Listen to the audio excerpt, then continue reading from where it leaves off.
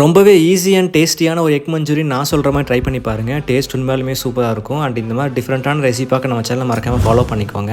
நான் இது செய்கிறதுக்கு 3 முட்டை எடுத்துகிட்டு அதை பாயில் பண்ணுறதுக்கு ரெடியாக எடுத்து வச்சுட்டேன். அப்புறம் ஒரு பச்சை மிளகா எடுத்து அதை நல்லா பொடியாக சாப் பண்ணி வச்சுக்கிட்டேன். அதுக்கப்புறம் கொஞ்சமாக இஞ்சி எடுத்து அதை உளிச்சிட்டு அதையும் பொடிச்சா சாப் பண்ணி வச்சுக்கிட்டேன்.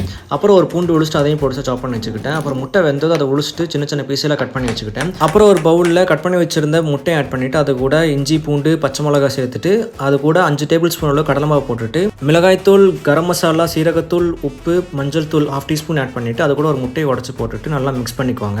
அப்புறம் ஸ்டவ் ஆன் பண்ணிவிட்டு ஒரு பேனில் தேவைக்கேற்ற மாதிரி கொஞ்சம் ஆயில் ஆட் பண்ணிவிட்டு இதை வந்துட்டு சின்ன சின்ன பீஸுகளாக சுட்டு எடுத்துட்டு அப்புறம் இன்னொரு பேனில் 1 டேபிள் ஸ்பூன் அளவுக்கு ஆயில் சேர்த்துட்டு அதை கூட நறுக்கி வச்சிருந்த பூண்டு, பச்சை மிளகா 2 கீரி ஆட் பண்ணிவிட்டு நல்லா ஃப்ரை பண்ணிக்குவாங்க. அப்புறம் பொரிச்சு வச்சிருந்த எக் இதில் சேர்த்துட்டு நல்லா ஃப்ரை பண்ணிவிட்டு அது கூட 1/2 டீஸ்பூன் அளவுக்கு மிளகாய் தூள் சேர்த்துட்டு 3 டேபிள் ஸ்பூன் அளவுக்கு டொமேட்டோ சாஸில் 1 டேபிள் ஸ்பூன் அளவுக்கு தண்ணி ஊற்றி நல்லா மிக்ஸ் பண்ணி இதில் ஃப்ரை பண்ணி எடுத்திங்கன்னா டேஸ்டியான ஒரு எக் மஞ்சூரியன் ரெடி. கண்டிப்பாக ட்ரை பண்ணி பாருங்கள்.